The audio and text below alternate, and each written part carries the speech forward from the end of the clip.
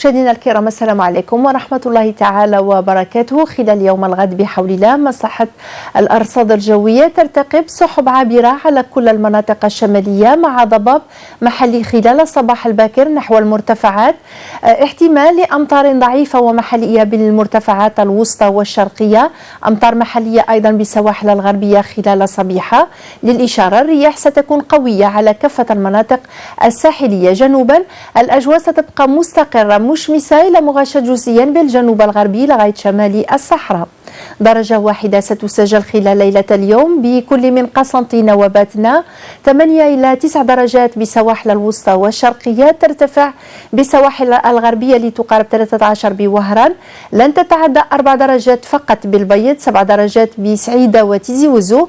أما جنوبا 9 درجات فقط بغرداية، تقارب 11 بمنطقة الواحات والصوراء، 12 بمرتفعات الهوغار وتاسيلي، 14 درجة بالصحراء الوسطى، وترتفع أكثر نحو إنجزال لتقارب 20 درجة. بالنسبة للحرارة القصوى خلال ظهيرة الغد ستعرف ارتفاع على كل المناطق الشمالية في حدود 21 درجة بكل من العاصمة وعنابة، 23 درجة بوهران وتلمسان، 19 بتيزي وزو والبيض، 18 بسعيدة والجلفة، 16 فقط بقسنطينة، ترتفع إلى 20 درجة بباتنا.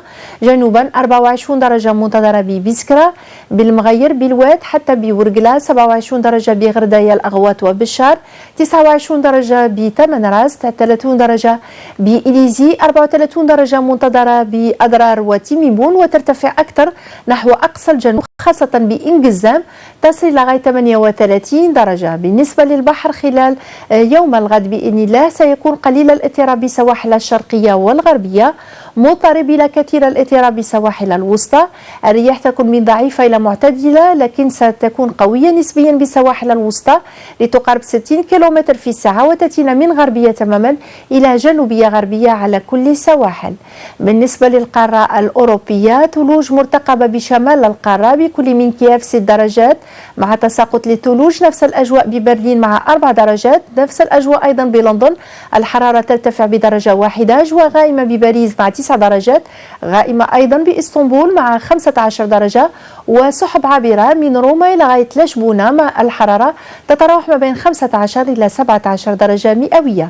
وقت شروق الشمس صبيحة الغد على مستوى العاصمة وضواحيها سيكون في حدود الساعة 7 صباحا و10 دقائق، والغروب على الساعة 6 مساء و47 دقيقة. مشاهدينا أشكركم على حسن المتابعة ودمتم في أمان الله.